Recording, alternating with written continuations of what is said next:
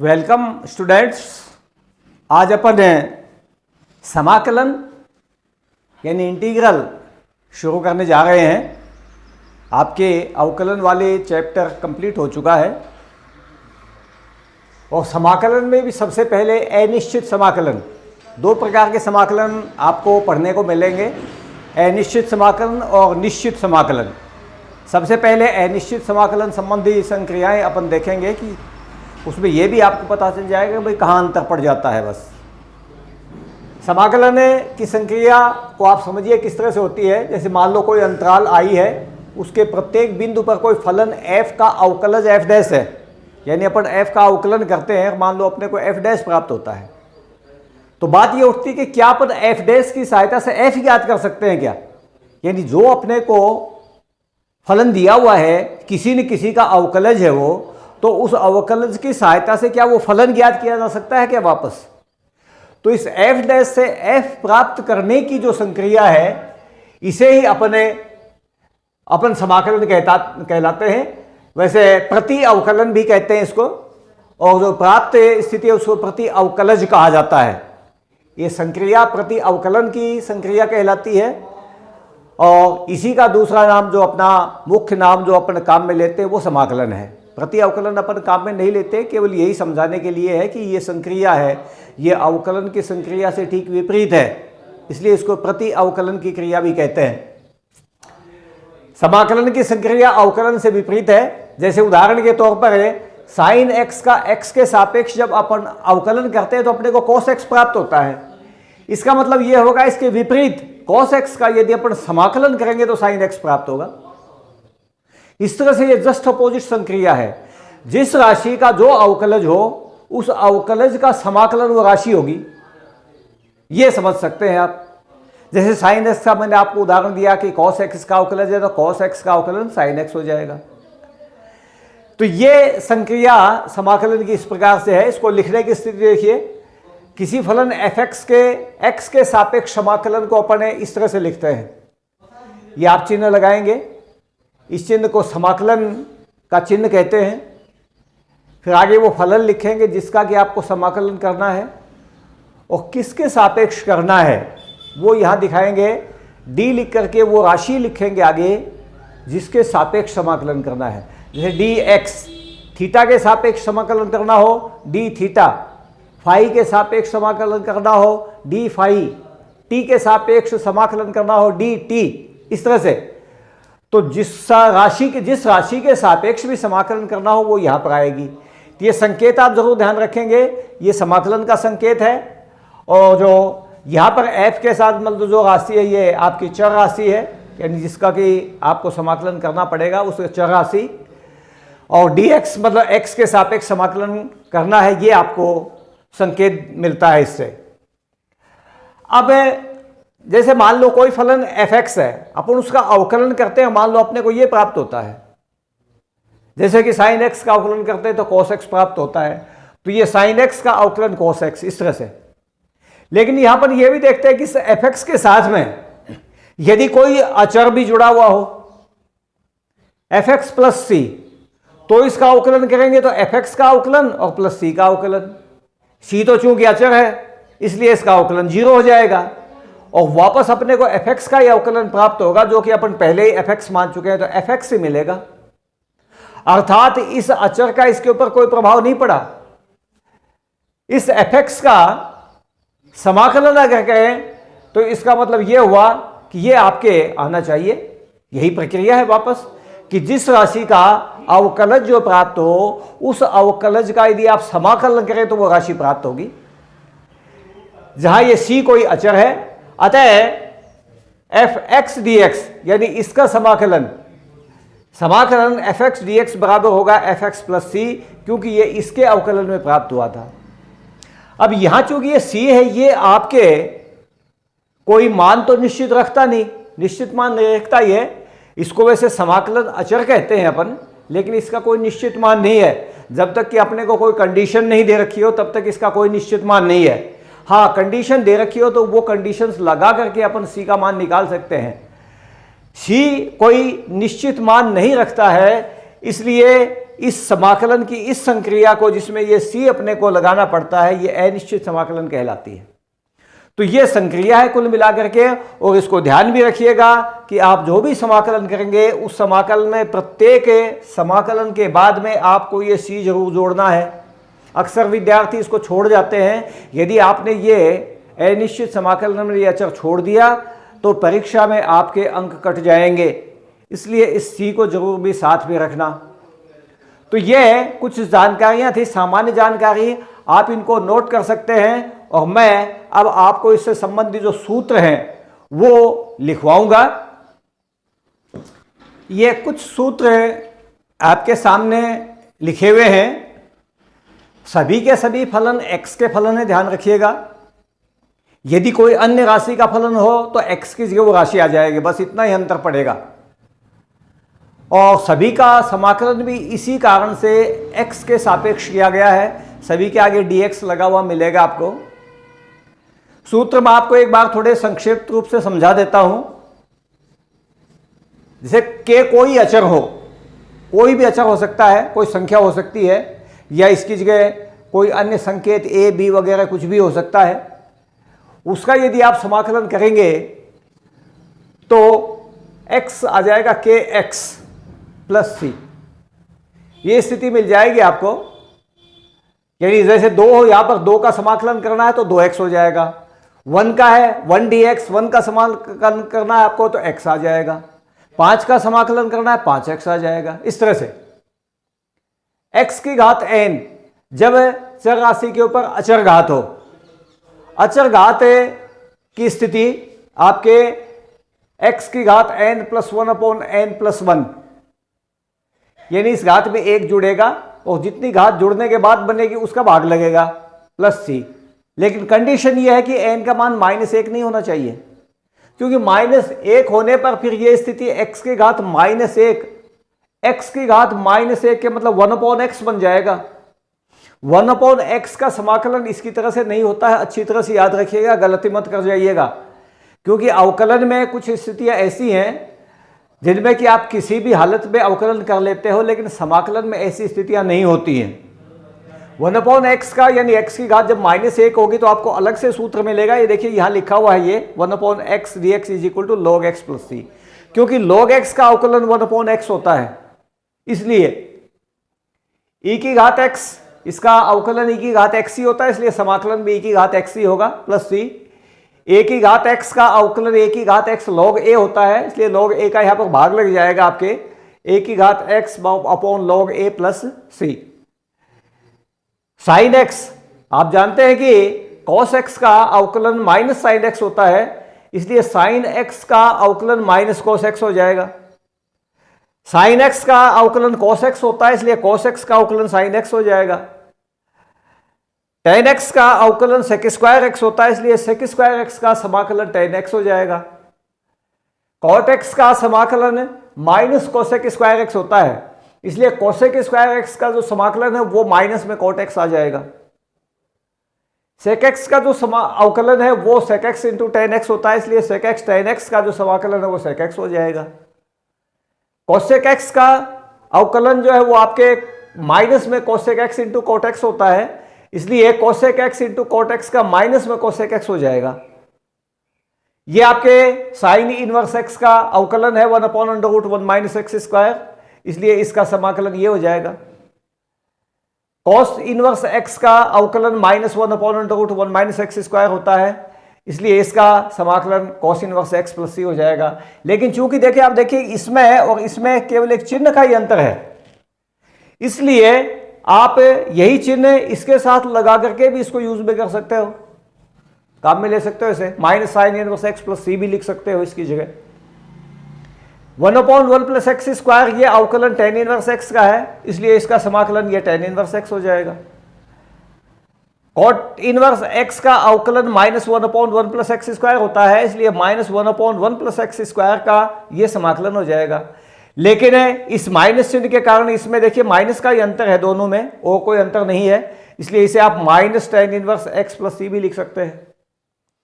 1/x into √x square minus 1 sec inverse x का अवकलन है, इसलिए इसका समाकलन सेक इनवर्स x हो जाएगा। ये -1/x √x² माइनस एक कोसेक इनवर्स x का आपके अवकलन है, इसलिए इसका समाकलन कोसेक इनवर्स x हो जाएगा। और चूंकि ये इससे मिलता हुआ है, केवल माइनस का अंतर है, इसलिए इसको आप -sec इनवर्स x + c भी लिख सकते हो। ये कुछ सूत्र मैंने आपके सामने लिखे हैं, लेकिन इसका मतलब ये नहीं है कि सूत्र आपके कंप्लीट हो लिए हैं। अभी तो देखिए आपको त्रिकोणमितीय फलनों के कई सूत्र नहीं मिले हैं इसमें। जैसे कि आपके पास में tan x का कोई सूत्र फिलहाल नहीं है, cot x का कोई सूत्र नहीं है, sec x का कोई सूत्र नहीं है और cosec x का कोई सूत्र नहीं है। और दो फलन ऐसे हैं जो कि वर्ग में हैं, ये sec² x और cosec² x। यानी त्रिकोणमितीय फलनों में सिर्फ दो ही फलन ऐसे हैं जिनके ऊपर घात 2 लगी हुई हो तो उनका समाकलन है, बाकी किसी का नहीं है, ये जरूर याद रखिएगा। और कहीं भी भूल करके ही अवकलन वाली संक्रिया लगाने की कोशिश इसमें मत कर देना कि उसमें अपन जो से मान लेते हैं कि इसको x मान लिया, इसका दोबारा अवकलन कर दिया, इसको ये मान लिया, इसको दोबारा अवकलन कर दिया। ऐसा नहीं करते हैं इसमें कहीं, इसमें अलग विधियां हैं। इसलिए सीधे सीधे आपको समाकलन करने के लिए ये जो मानक स्थितियां आपके सामने लिखी हैं यही बनानी पड़ती हैं। अन्य कोई स्थिति में कोई भी समाकलन का सूत्र नहीं लगता है। जब तक आप मानक स्थिति में उसको चेंज नहीं कर लेते हैं तब तक आप उसमें कोई भी सूत्र नहीं लगा सकते। इस बात का विशेष करके ध्यान रखना है। आपके लिए हिदायत यह है कि आप इस लिस्ट को जब उतारें तो आप एक पन्ना और उसके साथ में मतलब कम से कम एक पेज और छोड़ लें, एक पेज या 2 पेज आप उसके साथ छोड़ लीजिए, ताकि भविष्य में जितने भी आपको सूत्र मिलते जाएं, आगामी वीडियोस में जितने भी सूत्र आपको मिलते जाएंगे आप उसी लिस्ट में ऐड करते जाना उनको, और फिर आपको याद करने में सहूलियत रहेगी एक ही स्थान पर से। तो ये फिलहाल सूत्र आप उतार लीजिए और अब अपन इसके बाद में इसके संबंधित जो प्रश्न है वो सॉल्व करेंगे। ये कुछ क्वेश्चंस अपन सॉल्व करने जा रहे हैं, वो सभी के सभी डायरेक्ट आपके सूत्रों पर आधारित है। मैंने आपको पहले बता भी दिया था कि कोई भी प्रश्न आप मूल स्थिति जो आपके मानक सूत्र हैं इसमें लाए बिना आप कहीं उसमें सूत्र नहीं लगा सकते, और समाकलन भी मानक स्थिति में ला करके ही होगा। देखिए जैसे पहला प्रश्न इसमें है आपके, जो भी आपके इंटीग्रल दिया उसको आई मान लेना इस तरह से कि माना i = x² 1 - 1/x² dx। ये पहला प्रश्न है आपके। इसको अंदर गुणा कर लो, बराबर हो जाएगा x² - 1 dx। यहां पर आप 1 से गुणा करेंगे x² आ जाएगा, यहां गुणा करोगे x² से x² कैंसिल होकर -1 आ जाएगा। दोनों के अलग अलग समाकलन हो जाएंगे, यानी इस तरह से x² dx और -1 dx। और यहां पर x² का सूत्र लगेगा x⁻n, x⁻n लगेगा। इसके मतलब x⁻n + 1/n+1, तो ये हो जाएगा x⁻2 + 1/2 + 1। और यहां पर 1 ये अचर है, जो अभी अचर वो आपको जो बताया था कि उसके साथ सीधा x लग जाएगा, x, और साथ में एक समाकलन अचर c इसके आगे जोड़ दीजिए। ये x⁻3/3 हो जाएगा। कुल मिलाकर के सरल करके लिखोगे x⁻3/3 - x + c, ये इसका उत्तर हो जाएगा। दूसरा क्वेश्चन लेते हैं अपन। दूसरे क्वेश्चन में आपके ax² + bx + c इस तरह से है। 3 पद हैं, तीनों आपके अलग अलग होकर के इनका समाकलन हो जाएगा। ध्यान रखिएगा अचर जो भी हो उसको बाहर निकाल लेना समाकलन के चिन्ह से। जैसे पहले ये ax² बनेगा आपके, इसको एक बार ऐसे लिख लेते हैं ax² + dx, दूसरा bx dx और प्लस तीसरा c dx। ये a बाहर निकाल लो, x² dx, b बाहर निकाल लो x dx और c बाहर निकाल लो 1 dx। यहां x⁻n का सूत्र लग जाएगा, तो x⁻2 + 1 यानी 3 हो जाएगा, बटे में भी 3 आ जाएगा। तो ये पहला बन जाएगा a गुणा है बाहर ax³ / 3, ये x की घात 1 है तो x की घात 2 हो जाएगी, 2/2 प्लस बी एक्स स्क्वायर बटे 2, और ये 1 का x हो जाएगा cx, और प्लस दूसरा कोई एक अचर आप c के रूप में लिखना चाहो c के रूप में लिख देना। दूसरा मान लो अगर c आप कहोगे वहां का तो पहले आया हुआ नहीं लिखेंगे तो k के रूप में लिख दो इस तरह से। तीसरा क्वेश्चन लीजिए। तीसरा क्वेश्चन आपके है under root x minus 1/√x whole square dx। सरल कर लो इसको, होल स्क्वायर जैसे खोलते वैसे, इसका वर्ग x हो जाएगा, इसका वर्ग 1/x हो जाएगा, और दोनों के गुणा का दुगुना करोगे तो ये अंडर रूट x को कट जाएंगे, गुणा में -2 आ जाएगा, इतना dx, ये स्थिति बन जाएगी आपके। और अब इन तीनों पदों का आपको समाकलन कर लेना है। x का समाकलन x² बटे 2, 1/x का आपको सीधे सूत्र बताया हुआ है, log x होता है, log x, और 2 का 2x प्लस c, इस तरह से ये समाकलन हो जाएगा। प्रश्न नंबर 4 देखिए आपके, x cube plus 5x² minus 4/x² dx, इनको सभी को जैसे आपको बताया था मैंने i मान लेना, ये शुरू में ये i के आंसर आते रहेंगे फिर आपके। बटे में x² है, इसका भाग दे दो सभी पदों में, भाग जब आप पहले पद में देंगे तो ये आ जाएगा x, क्योंकि 2 घात ये कम हो जाएगी। यहां जब भाग दोगे तो देखिए x² कट जाएगा 5, और -4/x², बल्कि इसको ऊपर ही लिए चले जाओ आप, 4x की घात -2, इस तरह से, और सीधे सूत्र लगा लो। x ये मतलब घात 1 है तो x की घात 1 प्लस 1 2 हो जाएगी, x² बटे 2, ये 5 अचर है, 5x हो जाएगा, और ये x की घात -2 है, इसमें 1 जोड़ोगे तो x की घात -1 बनेगी, -1 का ही भाग देना है, यानी जितनी घात बढ़ जाए उसी का भाग देना है। x की घात -1 बटे -1, तो -1 से ये चिन्ह तो प्लस हो जाएगा, और ये 4 गुणा में x की घात -1 बटे -1 ही लिख लो एक बार, देखो अब दूसरे पद में चेंज कर लेंगे, प्लस c, इस तरह से। और यहां पर इसको सरल करके लिखेंगे x² बटे 2 प्लस 5x और प्लस 4/x प्लस c, ये x नीचे ले आओगे, ये इसका उत्तर हो जाएगा। चलिए एक क्वेश्चन में लेते हैं, क्वेश्चन नंबर 5। क्वेश्चन नंबर 5 में i का मान आपको दिया हुआ है x³ plus 3x plus 4/√x dx। ये आपको जैसे इसमें आपने भाग दिया था वैसे इसमें भी भाग देना है।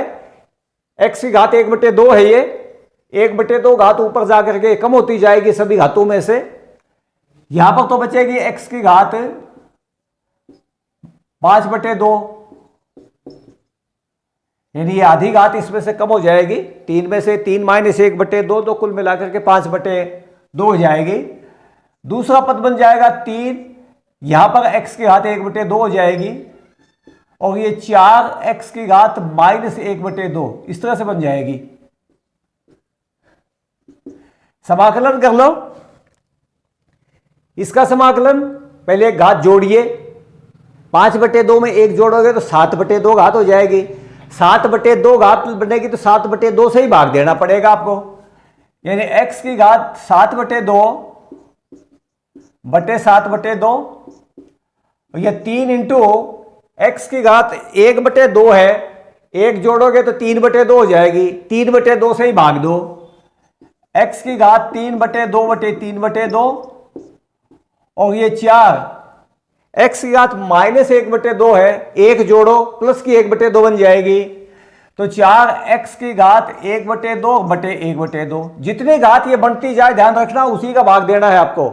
लास्ट में अचर जोड़ दोगे प्लस c, और इसको सरल कर लो, ये 2 ऊपर से आ जाएगा, 2/7 x की घात 7/2, ये 2 ऊपर जाके 3 से 3 कट जाएगा, 2x⁻3/2, ये 2 ऊपर जाकर के 8x⁻1/2 प्लस c। इसको चाहो तो √x भी लिख सकते हो, यहां पर जो x⁻1/2 है इसको चाहो तो √x लिख देना। ये आपके इसका उत्तर हो जाएगा कुल मिलाकर के। चलिए क्वेश्चन नंबर 6 लेते हैं अपन।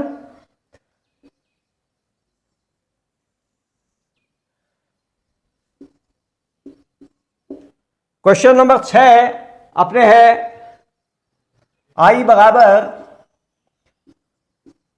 x³ - x² plus x-1/x-1 dx।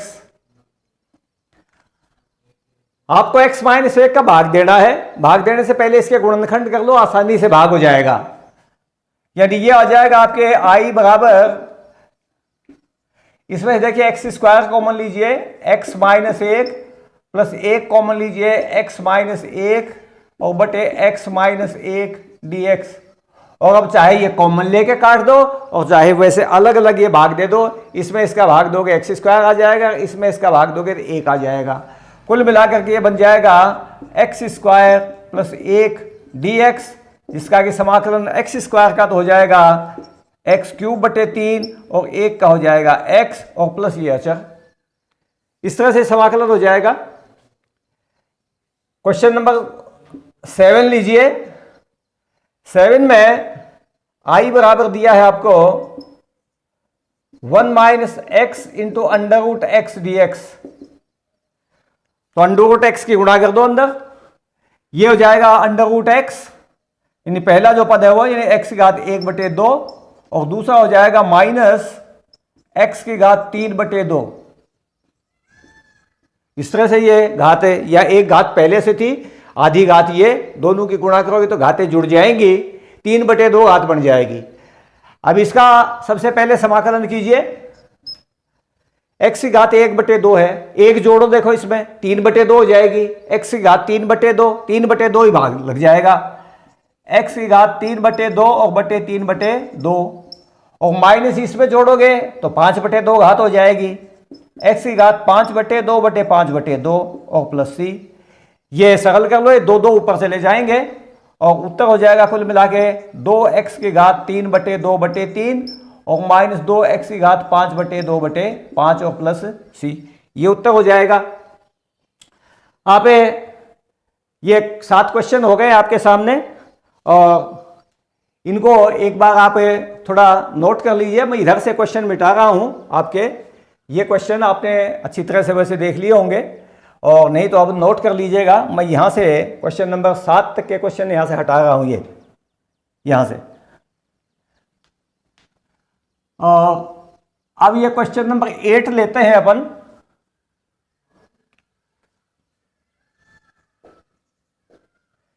ये I = sec x minus plus बल्कि tan x dx। देखिए अंदर गुणा कीजिए इसके, ये हो जाएगा sec² x और ये हो जाएगा sec x into tan x। ये 2 पद बन गए, दोनों देखिए मानक रूप में है। sec² x का समाकलन भी अपने पास में है, sec² x का tan x होता है और sec x tan x ये भी मानक रूप में है, इसका sec x होता है प्लस sec x और plus c। Question number 9, I = sec² x upon cosec² x dx। देखिए इनको चेंज करके देखिए, sec² x को आप cos² x में बदल दो, नीचे आ जाएगा, और cosec² x को sin² में बदल दो तो 1/sin² होकर sin² ऊपर चला जाएगा। ये हो जाएगा कुल मिलाकर के sin² x upon cos² x। ये स्थिति मिल जाएगी और ये बदल करके आ गया आपका tan² x में। अब चूंकि tan² x में तो आपके पास कोई फलन है नहीं, स्क्वायर में तो सिर्फ 2 ही फलन है आपके पास में, या तो sec² x या cosec² x है। इसलिए tan² x को आप चेंज करेंगे यहां और चेंज करने के लिए आप जानते हैं कि इसका सीधा संबंध सेक स्क्वायर एक्स से होता है, इसलिए इसको लिख सकते हैं सेक स्क्वायर एक्स माइनस 1। अब ये दो स्थितियां बन गई है, एक तो सेक स्क्वायर एक्स डीएक्स और एक -1 डीएक्स। सेक स्क्वायर एक्स का आ जाएगा सीधे tan x, माइनस 1 का हो जाएगा x और प्लस 3। ये स्थिति आ गई कुल मिला करके। और अब ये एक लास्ट क्वेश्चन आपके question number 10, i is equal to 2 minus 3 sine x बटे कॉस स्क्वायर एक्स dx। ये आपके यहां आप देख रहे हैं कि कॉस स्क्वायर एक्स का भाग लग रहा है, इस पद में भी भाग दे दो, इस पद में भी भाग दे दो। ऊपर दो पद हैं, तो पहला पद तो बन जाएगा 2 अपॉन कॉस स्क्वायर एक्स, ये पद बन गया, और दूसरा पद बन जाएगा 3 sine x upon cos square x dx। ये तो देखिए सीधा दो तो बाहर निकाल लो, 1 अपॉन कॉस स्क्वायर एक्स वो सेक स्क्वायर एक्स में बदल जाएगा। यहां 3 बाहर निकाल लो और इसको आप दो जगह विभाजित करो कॉस स्क्वायर एक्स को। एक घात तो साइन एक्स के बटे में लो, साइन एक्स बटे कॉस एक्स, साइन एक्स बटे कॉस एक्स मिलकर के tan x हो जाएगा, और फिर एक घात 1 अपॉन कॉस एक्स बचेगी, वो सेक एक्स में बदल जाएगी। यानी कुल मिलाकर के ये tan x into sec x हो जाएगा, और ये दोनों ही मानक रूप बन जाएंगे, इसका tan x, इसका सेक एक्स और प्लस c। तो ये क्वेश्चन जो थे आपके, ये सारे के सारे उस पे मूल सूत्रों पर आधारित थे। हो सकता है कहीं आपको गुणा करनी पड़ जाए, कहीं आपको भाग करना पड़ जाए, या कहीं किसी सूत्र को जो आपके है त्रिकोणमितीय स्थिति में उसको किसी दूसरे में ऐसे में बदलना पड़ जाए जिसका कि मानक सूत्र आपके पास में पहले से है। तो इस प्रकार की स्थिति आप चेंज करके छोटे छोटे प्रश्न हैं जो कि परीक्षाओं में आधे आधे अंक के, एक एक अंक के आते हैं, आधे के तो नहीं आते। आपके 12वीं क्लास में कोई प्रश्न एक एक अंक के प्रश्न आते हैं, इस तरह के छोटे छोटे प्रश्न आते हैं जो कि पूर्णतया सूत्रों पर आधारित प्रश्न होते हैं। आप इनको नोट कर लीजिए। समाकलन के आगे अपने थोड़ी सी विधियों पर बढ़ते हैं। ये तो सामान्य सूत्रों पर आधारित जैसी स्थिति थी। आपने ये भी देखा कि बहुत से ऐसे फलन हैं जो कि अपने सामने अपने आ चुके हैं, जैसे कि त्रिकोणमितीय 4 फलन मैंने आपको बताए थे, tan x है, cot x है, sec x है, cosec x है। इनके अभी तक समाकलन अपने सामने आए ही नहीं है।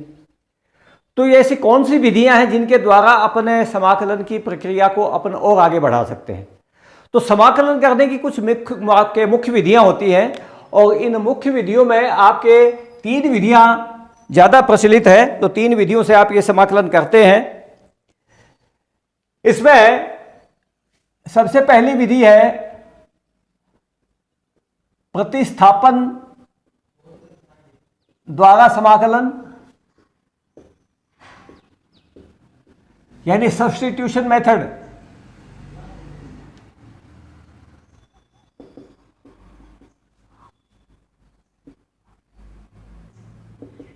दूसरी विधि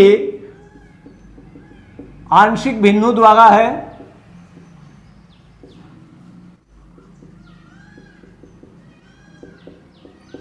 पार्शियल फ्रैक्शंस।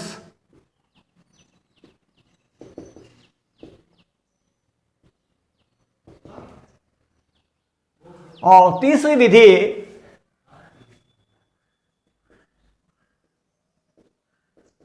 खंड से समाकलन, यानी इंटीग्रेशन बाय पार्ट्स। ये 3 विधियां मुख्य रूप से है। मैं थोड़ी सी चर्चा यहां पर इसके संबंध में करूंगा कि प्रतिस्थापन द्वारा समाकलन करने के लिए किन बातों की जानकारी आपको जरूरी है। देखिए, प्रतिस्थापन जहां किया जाता है वहां पर मुख्य बात यह ध्यान रखनी पड़ती है आपको कि एक फलन वहां ऐसा होना चाहिए जिसका कि आपको अवकलज वहां मिले। क्योंकि आवश्यकता यहां इसलिए पड़ती है प्रतिस्थापन की कि आपने जो मुख्य सूत्र पढ़े हैं उनमें सभी में 84x है, लेकिन 84x की जगह कुछ और बदल जाए। जैसे कि मान लो आपके साइन x का तो सूत्र है आपके पास में, भाई साइन एक्स का समाकलन करते हैं तो आपको मिल जाता है कॉस एक्स, ये मिल जाता है। लेकिन अगर साइन एक्स की बजाय यू हो ए एक्स प्लस बी, तो ये तो आपके मूल स्थिति से हट गया। अब यहां वो कोई अवकलन वाली विधि तो लगती नहीं है कि भाई आप पहले इसका अवकलन कर लें फिर एक्स प्लस बी का अवकलन कर लें। समाकलन में ऐसा नहीं होता है, ध्यान रखना, कहीं भी ऐसी भूल मत कर जाना। तो ऐसे फलनों का समाकलन करने के लिए आपको ये प्रतिस्थापन करने पड़ते हैं इनकी जगह पर। मान लीजिए आपके कहीं पर आ गया 2x इंटू ई की घात एक्स स्क्वायर, ऐसे आ गया। अब आपके ये एक्स स्क्वायर आ गया यहां पर, ये देखिए ये मूल स्थिति हट गई। तो इन मूल स्थितियों को सही ढंग से लाने के लिए अपने को प्रतिस्थापन विधि का प्रयोग करना पड़ता है। और इस प्रतिस्थापन की विधि में यही बात मुख्य रूप से है कि आपको फलन के साथ साथ उसका अवकलन मिलना चाहिए। और किस प्रकार के फलन आपके होंगे वो फलन की स्थिति मैं आपके सामने लिख देता हूं इसमें, कि स्थिति आपके निम्न प्रकार के फलनों की होगी। प्रतिस्थापन द्वारा किए जाने वाले समाकलन में मुख्य रूप से निम्न प्रकार के फलन होते हैं।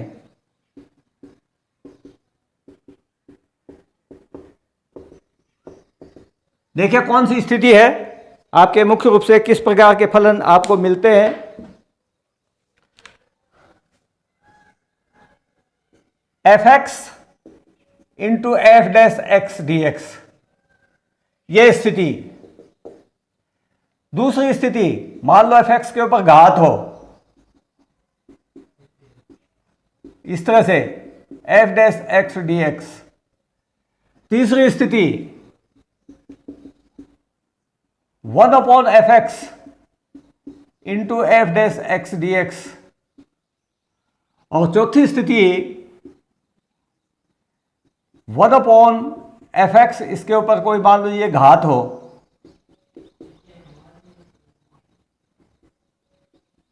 यह स्थिति। यहां आप देख रहे हैं कि एफ एक्स का अवकलज एफ डैश एक्स पहले से मौजूद है। तो ऐसे प्रश्नों में आप एफ एक्स को मानते हैं। विधि भी आता है इसमें कि माना, एक सामान्य विधि बता रहा हूं चारों के लिए, माना एफ एक्स बराबर आप दूसरा चर ले लो टी,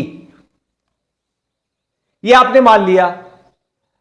आप एफ एक्स का अवकलन करेंगे, यहां पर इसका अवकलन करेंगे तो एफ डैश एक्स आएगा। इस एफ डैश एक्स से यह प्राप्त करने के लिए आपको इसका समाकलन करना पड़ता है। एफ डैश एक्स से यदि एफ एक्स लाना चाहते हो वापस तो इसका समाकलन करना पड़ता है। इसलिए समाकलन वाली और प्रक्रिया वाला स्थिति लगा दो, डी एक्स बराबर टी, ये आपके टी का टी के सापेक्ष अवकलन अपन देखेंगे एक बार। टी का टी के सापेक्ष अवकलन 1 होता है। 1 का टी के सापेक्ष यदि आप समाकलन करें तो आपको टी मिल जाएगा। टी का अवकलन 1 टी के सापेक्ष, 1 का टी के सापेक्ष समाकलन टी, इसलिए इसका dt दिखा दो साथ में 1 dt। यानी इसका अवकलन f डैश एक्स, इसके साथ dx लगा दो, इसका अवकलन 1 t के सापेक्ष dt लगा दो। दोनों का अलग अलग अवकलन करना है। बाईं तरफ का x की राशि है x के सापेक्ष करना है, दाईं तरफ t की राशि है t के सापेक्ष करना है अवकलन। जहां x के सापेक्ष करो उसके साथ dx लगना है, और जहां t के सापेक्ष करो वहां dt लगना है। f dash x D x बराबर dt, ये स्थिति आ जाएगी। ये चारों के चारों फलन देखिए आपके किस तरह से बदल जाएंगे। अतः नंबर 1 में तो चेंज हो जाएगा आपके, इसकी जगह तो t, और f dash x D x, ये जो स्थिति है यहां पर, ये स्थिति, इसकी जगह आपके क्या आ जाएगा वो देखिए, f dash x D x बराबर dt, t dt, ये हो गया। लो दूसरे वाला फलन देखिए किसमें बदल गया, यह t की घात n, और ये f dash x D x, ये जो स्थिति है dt। तीसरी वाली स्थिति जो आपके है इसमें प्रश्न में, वो 1/x एफ एक्स है तो 1/t हो गया, और वो f dash x D x, ये गुणा में जो है ये हो गया dt। चौथी वाली स्थिति में 1/t⁴n बन गया और ये dt, ये लो, ये सारे मानक रूप में आ गए। t dt, जैसे x dx होता है वैसे t dt, तो x⁴n वाला यानी t⁴n वाला, इस तरह से सूत्र लगा लो। तो t⁴n+1 यानी 1+1 2 हो जाएगी, t² हो जाएगा। इसका तो समाकलन आ गया t²/2 + c। इसका आ गया x⁴n वाला सूत्र। इसी स्थिति में आ गया t⁴n+1/n+1 + c। इस स्थिति में आ गया log t 1/x वाला सूत्र, log t + c। और इस स्थिति में आ गया t⁻n ले जाओगे ऊपर आपके चौथी वाली स्थिति में, तो t⁻n+1/-n+1 + c। t की जगह t का मान रख दो जो आपने माना है, fx जैसे माना था आपने, तो ये तो हो जाएगा आपके fx² 2 + c। ये हो जाएगा fx⁻n+1/n+1 + c दूसरे वाले में। ये पहले वाले में तो ये स्थिति चल रही है आपके। तीसरे वाले में log fx + c, और चौथे वाले में हो जाएगा ये आपके fx⁻n+1/-n+1 + c। तो आज आपको ये ध्यान रखना है इसमें कि अपने आगे जो प्रश्न अपन करेंगे वो सारे इसी विधि पे आधारित होंगे। आपको प्रश्न में से ये छांटना है कि किस फलन का कौन सा अवकलज गुणा में है। बस उस फलन की जगह आप मान लें अलग से t और उसका अवकलन करके इस तरह से ये स्थितियां लगा करके और आप उसको चेंज कर लें। चेंज करने के बाद ये आपके मानक रूप में आ जाएगा और तब आप इसका समाकलन कर सकते हैं। अगले वीडियो में अपने इसी तरह के समाकलन करेंगे जो कि प्रतिस्थापन पे आधारित हैं, और अपने जो सूत्र बचे हुए हैं वो सूत्र भी अपन वहाँ से उनका हल निकालेंगे अपन कि उनके क्या सूत्र होते हैं। तब तक आप इनको नोट कर लीजिए। धन्यवाद।